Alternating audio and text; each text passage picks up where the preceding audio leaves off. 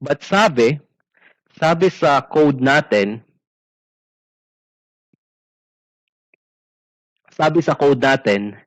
yung n is dapat kunin natin as the nearest whole value, no? Round off dapat natin yung value na n up to the nearest whole value. Round off to the nearest whole value. Yun yung modulation natin. So if this is 8.02, yung value na nakuha natin, this will be equal to, we will use 8.0 or 8. Ito yung i-add up natin as value of the modular ratio, n. So, 32 squared. Try ko lang muna isolve yung ating, itong AS. So, 32 squared is 1024. Ilagay ko lang yung pi, no? Hindi ko lang kunin yung value nito, yung naka-decimal. Mas maganda yung ganito kasi para exact. So, yung NAS natin dito, no? Yung NAS natin is equal to 8, yung n, multiplied by 1024 pi. Our n is 8 and our AS is 1024 pi.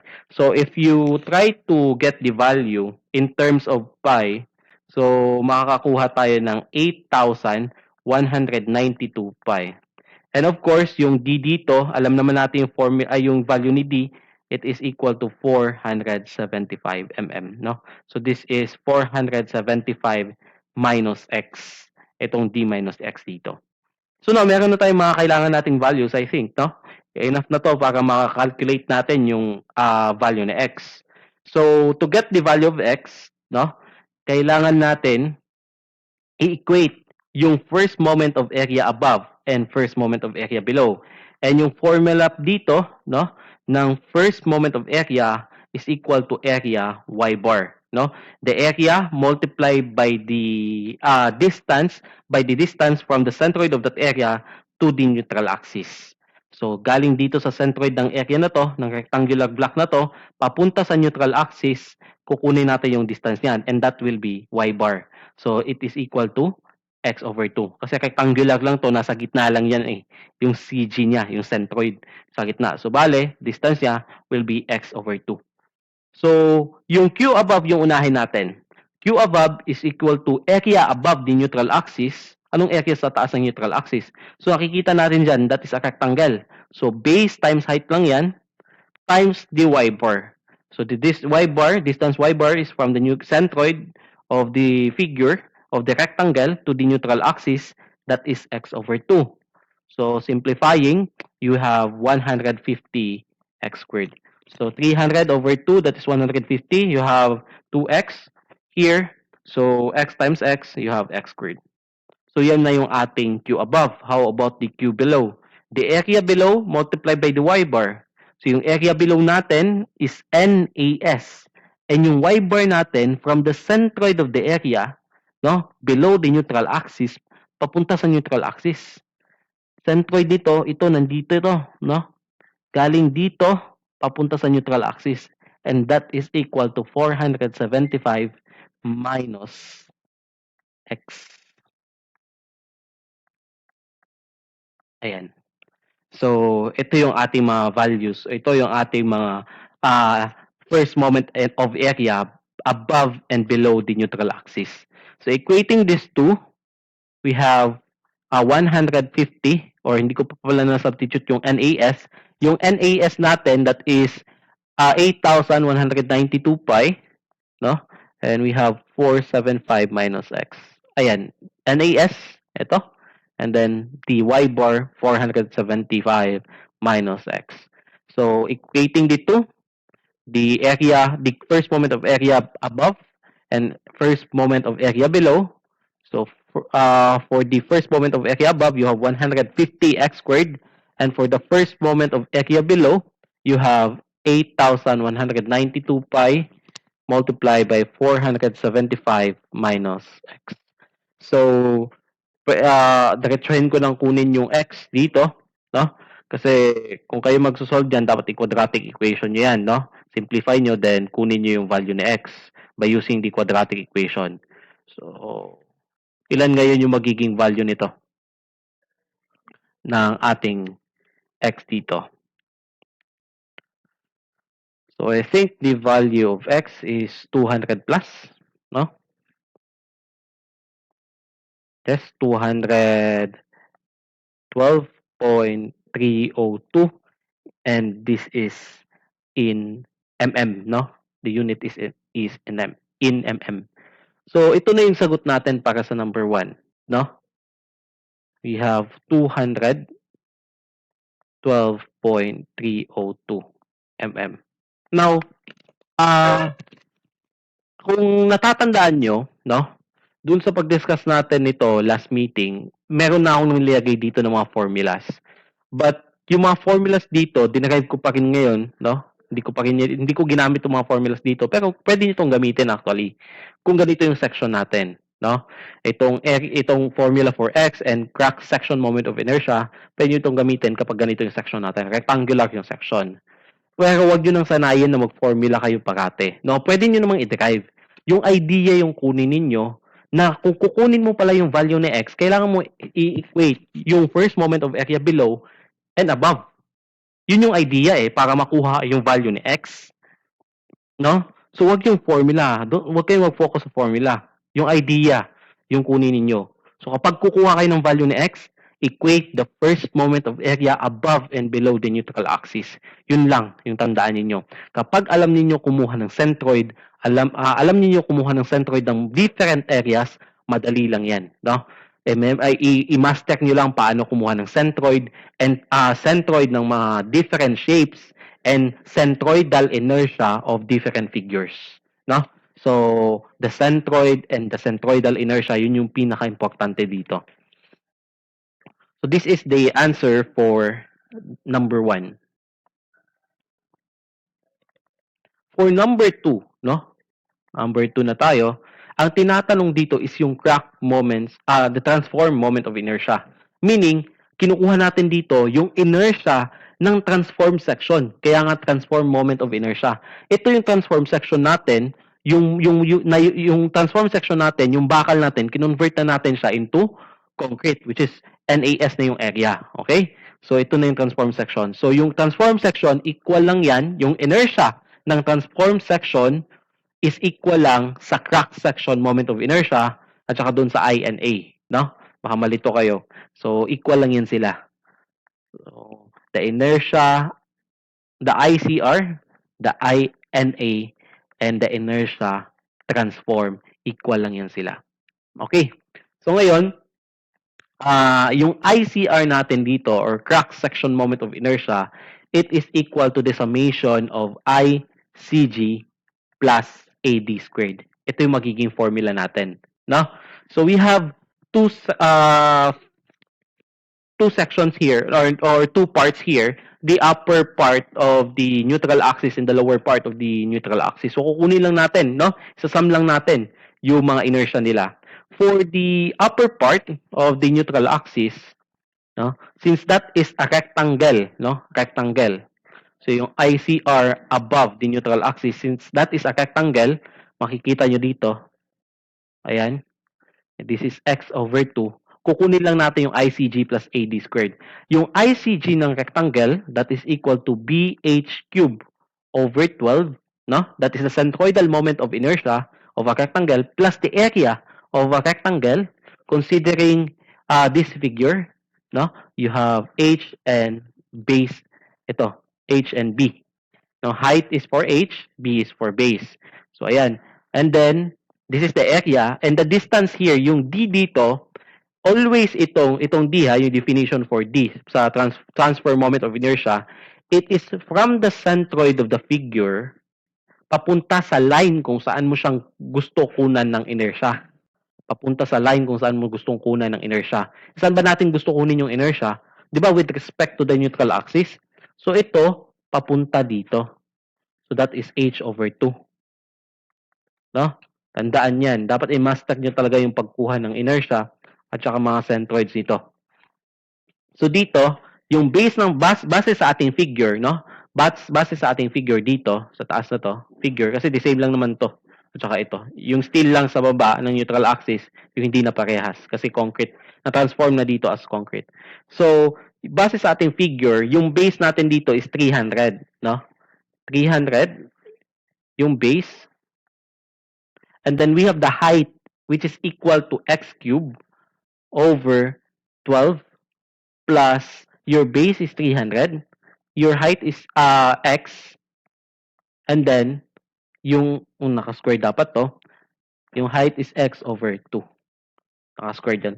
Since may value na tayo ng x dito, makukuha na natin yung cross-section moment of inertia with respect, above the neutral axis pa lang, no? Hindi pa ito yung total. So, ito muna.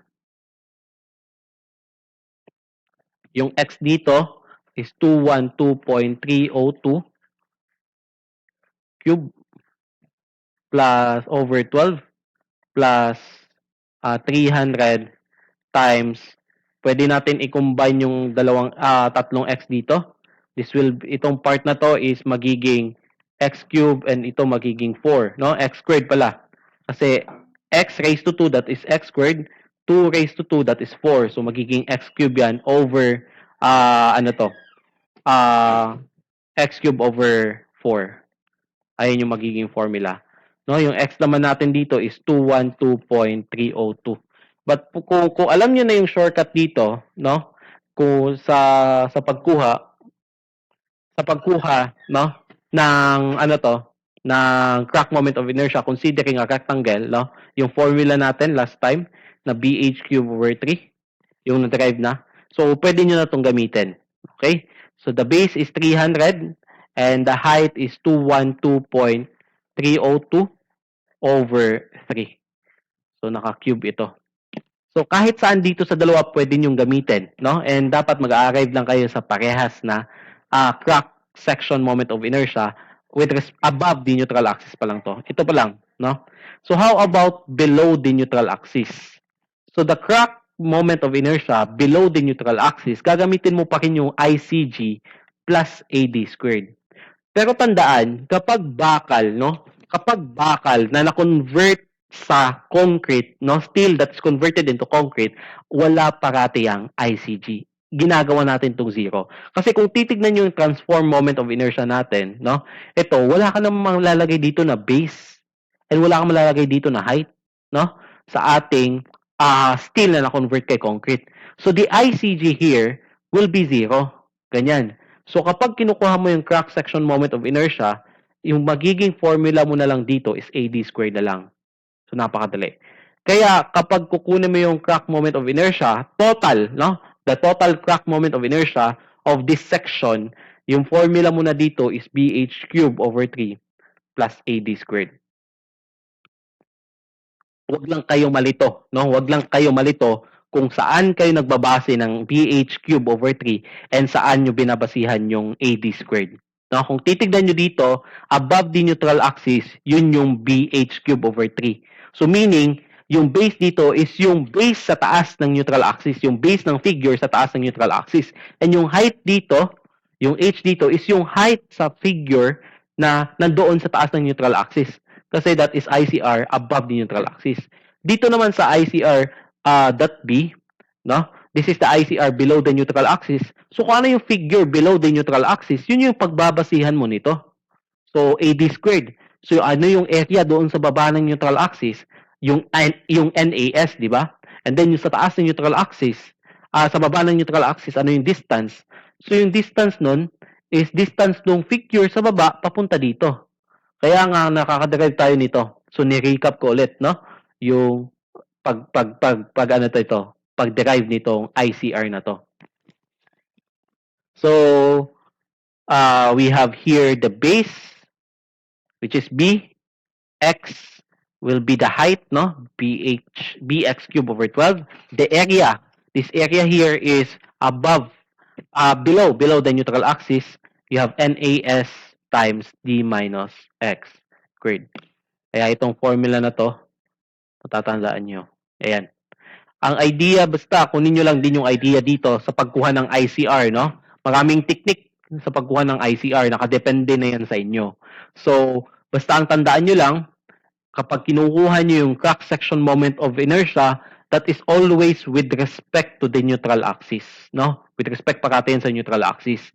And kinukuha mo muna yung centroidal, tapos mag-a-add ka ng AD squared. So meaning, gumagamit ka ng transfer moment of inertia, which is yung ICG AD squared na formula. Ito yung ginagamit natin. Okay? So, dito tayo sa formula. So you have 300. Yung x natin dito is 212.302. 302 yata. Yes, that is 302. Naka-cube ito over 3 plus NAS, no? Yung N natin, NAS natin is 81 NAS. This is NAS 8192 pi, no? And then we have the distance D 475 minus yung X 212.302 squared. So, ilan ngayon yung magiging crack section moment of inertia ng ating figure?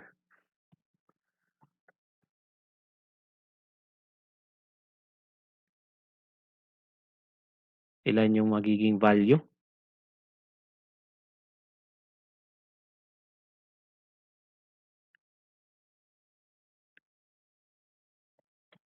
So, 2 billion, no? Kung may nakakakuha.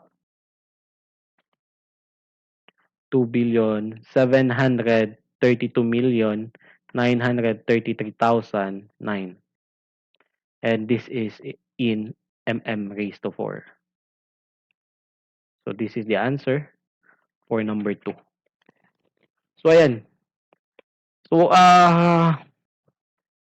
mas maganda talaga kapag gusto yung kapain yung isang subject, no? Yung isang topic. Kahit anong topic yan sa engineering, no? Lalo na kapag mga design na subjects yan, kunin nyo talaga yung foundation, no? Yung kung saan galing yung formula, no? Hindi yung basta-basta mo na lang memorize ka ng memorize ng formula, ganyan. Hindi mo alam kung paano na-derive yun, saan yun galing. So, meron yan, no? Meron lang tayong empirical formula kasi. Yun yung problema. Yung mga formula na hindi talaga yan na-derive, no? Given talaga yan, no? Yung mga, kunwari, yung formula sa geotechnical na mga yung sa hydraulics kay Hazen, yung pagkuha ng mga head loss, no? Hindi na yun na-derive eh. Diretso na yung ganyan, no? Empirical formula na yan. So, ganyan na talaga yung value niya. So, ayun. So, next. So, kapag may time kayo, i-try nyo mag-derive ng mga formulas. No? Yung mga deflections, ganun. Isa-isahin nyo. Yung mga centroids, ganun. And yung mga inertia. Sige. Dito na tayo. For number 3, yung hinahanap dito is yung moment capacity ng beam. Now, yung moment capacity, no,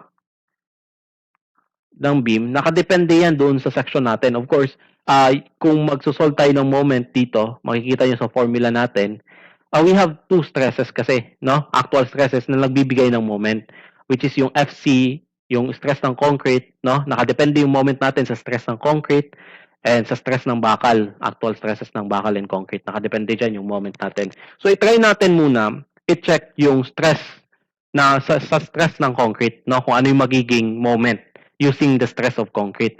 Meron naman tayo kasing FC dito na binigay, di ba? So, we have FC equal to M times the X over ICR. So, yung FC dito, binigay niya na, no? Sabi niya dito, take FC equal to 0.45 of FC prime. Yan yung sinabi, no? Binigay niya dito. Paano pag hindi ito binigay, yung 0.45 FC prime? Now, dapat alam natin yan, no? Kasi nasa code na natin yan, no? Sabi dito, the maximum elastic stresses, the FC or FC allowable is equal to 0.45 FC prime. That is in section, no? 429.4.1 nakalagay na doon. Pati yung FS. Kapag hindi binigay yung FS, no? Hindi binigay yung FS, alamin mo na lang kung anong bakal, grade ng bakal yung binigay. no? Kapag yung bakal, grade ng bakal lang yung binigay, kunwari binigyan ka ng bakal na yung grade niya is grade 280. So, bale, if grade 280 yung bakal mo, for 140 MPa na ngayon magiging FS. Kung grade 420 naman yung FS mo, yung bakal mo, no, yung bakal is grade 400, G100, 420. Ito. Ngayon, yung FS mo naman is 170, no? So, if grade 280, 140 MPa. If grade 420, 170 MPa. Kapag hindi binigay yung FS. Dito, sa problem natin, binigay na yung FS at saka yung FC prime, no? So, ayan. So, yung FC prime natin ngayon, isosolve muna natin. This will be equal to 0.45 of 28. So, I think this FC prime is equal to FC, no? FC is equal to 12.6 MPa. Ito yung magiging FC natin dito. Now, hindi pa natin nakuha yung moment, yung target natin, no? So, this is for concrete pa lang, ha?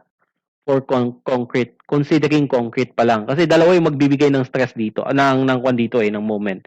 Now, we have the concrete and steel. Nakadepende yan. Now, dito, using the actual stress of concrete, no, we can derive the formula for M, itong moment na to. M will be equal to FC times ICR over X. Yan yung formula. No? Kung makikita nyo, kung i-derive ko yung value ni M dito or yung formula for M, tataas, i-aakyat yung ICR and then bababa ko yung X. So our M will be equal to 12.6 times ICR. Ano ba yung ICR na nakukuha natin kanina? Yung 2 million, no? Yung 2,732,933,009. So ito, over the X pala yun, no? X pala yung nasa taas, which is 200. Oops, tama pala. Asan ako nakatingin? Okay, ito. Ito yung formula, ito tinitignan ko. So, FC 12.6 times ICR 2,732,933,900. So, ito yung ating ICR. Yes. Over doon sa X. Ilan ba yung X? 212.302. 302. Yes, that is 302. Ayan. So, ito na yung ating magiging moment, no? Ito, kukunin mo na lang yung value nito, kakalculate mo lang, makukuha mo na yung moment mo. But ano ba yung unit ng moment na to? So, mag-unit analysis muna tayo. Itong 12.6 na to, this is in MPa, di ba? Megapascal per square meter. So, yung megapascal per square meter na yan, ganito yan eh. Meganewton per square meter, no? So, meganewton per square meter. Ganyan yan, megapascal. So, ganyan. Ganyan yung pagkalagay niyan, MPa. This is megapascal. Now, the megapascal is equal to meganewton per square meter. So, this is also equal to itong megapascal per square meter na to, this is also equal to Newton mm squared.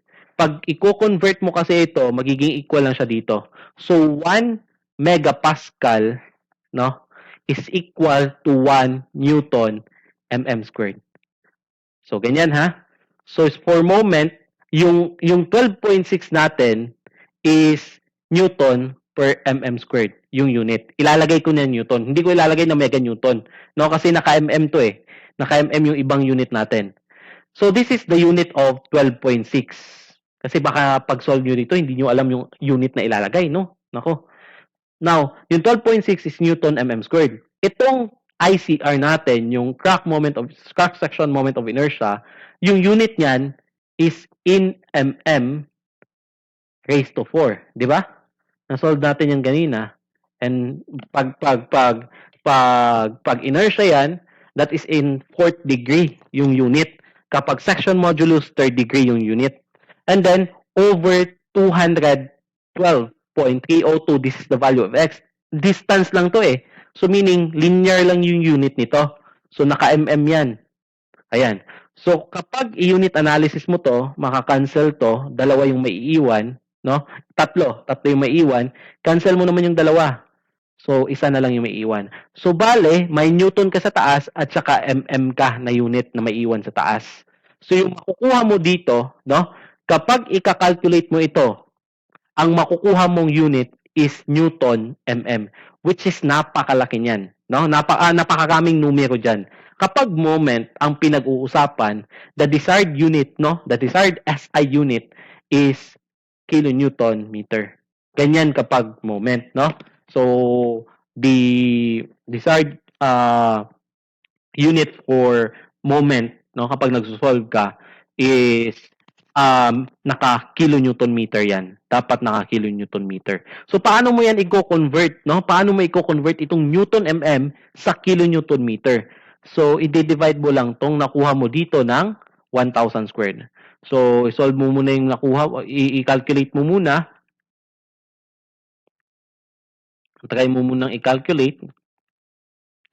I think makakakuha ka dito ng 162,1979.81.7.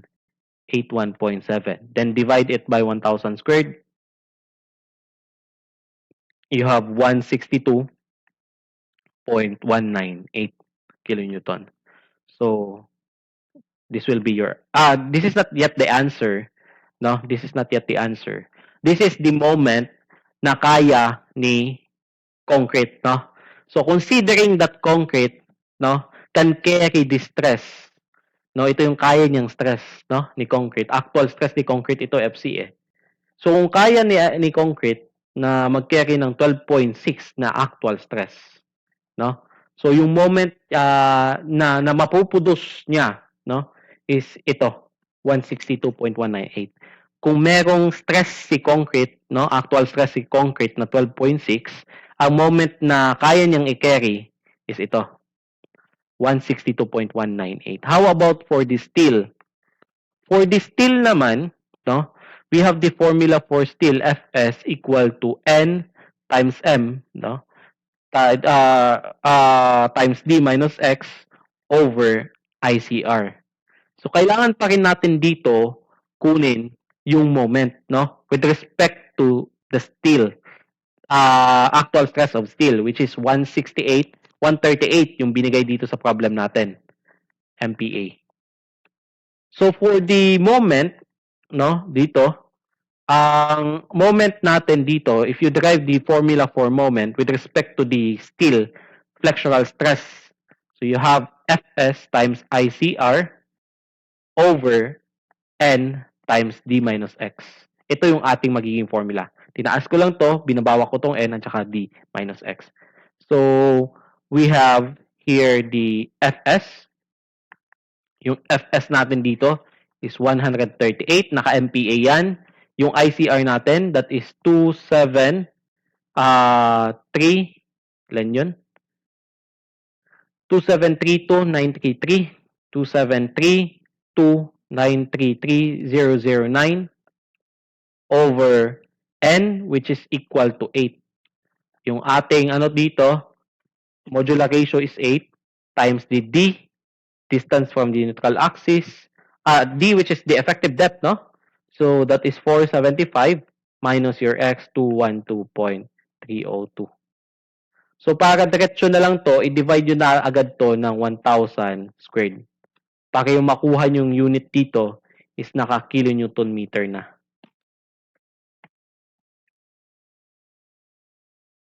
So, if you calculate that, ang lalabas dyan na value is equal to naka-kilonewton meter na yan is equal to ilan ba? 179? 179.457.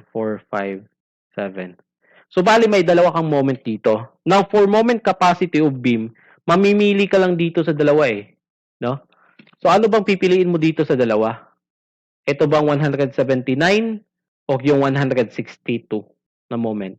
So, tandaan, yung stress, kung titignan yung formulas natin, no? Yung actual stresses, ito sila, yung FC at saka Fs. So, ito yung yung stress na kaya ni concrete at saka stress na kaya, yung actual stress na kaya ni concrete and yung actual stress ni steel. Ayan. So, binigay dito na yung actual stress ni concrete is 0.45 FC prime. So, yan yung kaya niya. Yung Fs naman, binigay naman yung stress niya, yung actual stress na, ito yung kaya niya, 138 MPa. Now, using the actual stresses, nakakuha tayo ng dalawang moment, no? We have the actual stress for concrete, which which has a moment capacity of 162. And for the steel, the stress of steel, Fs, which is equal to 138 MPa, produces or has a capacity of 79.457 kilonewton meter na moment. Ito yung kaya niya. So, ngayon, papapiliin kayo, ano yung magiging moment capacity dito sa dalawa? Ano yung pipiliin nyo? Kapag moment capacity yung titignan nyo, dapat yung pipiliin nyo is yung mas maliit na value. Isipin nyo na lang, yung kaya lang ni concrete is 162. Yung kaya ni steel is 179.45. So, yung magiging moment capacity ng beam mo, dapat yung less dito sa dalawa. No? Hindi pwedeng ito mas malaki. Kasi kung ito yung stress na, ito yung moment na i-apply mo doon sa iyong beam, yung concrete mo, hindi niya to kakayanin. Kapag in-apply mo itong 179.457 kilonewton meter, lalaki yung stress ng concrete. Hindi nga to pwede. Ang FC dito, this is the actual stress. No? Ito yung kaya niya, kaya lang ni concrete. Hindi na pwedeng lumaki pa dito. So, bale, dapat, yung 162, yun yung i-adapt natin. Kasi kapag in-apply mo ito sa concrete, kaya ni concrete, syempre, ito yung capacity niya ni concrete. Kaya itong 162, kapag i-apply mo to sa steel, no, na ito yung magiging moment na i-apply mo dun sa steel, kaya din ng stress ng steel. No? Kayang-kaya to ni steel kasi ang capacity niya nga is 179. Mas malaki, di ba? So, itong mas maliit, ito yung i-adapt natin as moment capacity ng beam para safe siya sa steel and sa concrete. Kasi pag 179, hindi siya maaalanganin yung ating concrete. No? Di kakayanin ng concrete natin. 100. So, the answer for the moment capacity will be equal to 162. Ilan yun? 198 kilonewton meter. This is the answer for the moment capacity. Ayan. So, let's summarize. The ICR is equal to 2,732,733,9. This is in mm raised to 4. And for the moment capacity, this is equal to 162.198 kilonewton meter. So, ito yung mga sagot natin para sa problem na to. Any question? May mga tanong with regards to this problem? Just raise your hands para mapunta kayo sa stage and then unmute your mic. Ganun lang. Anyone na may tanong?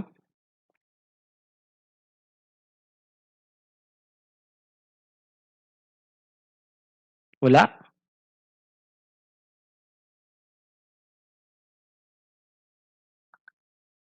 Walang mga tanong?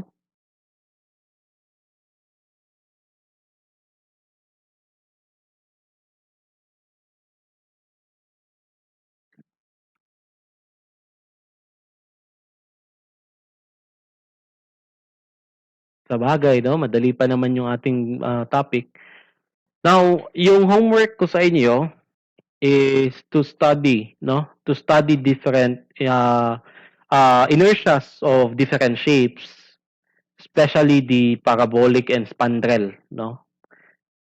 Aralin niyo yung inertia nila, centroidal inertia, and yung mga centroid nila. Kasi baka yung section ng beam ninyo is hindi rectangular. Okay? So, okay na tayo?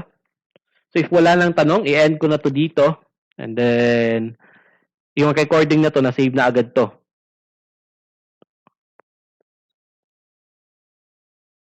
Na-record yung kahapon. wala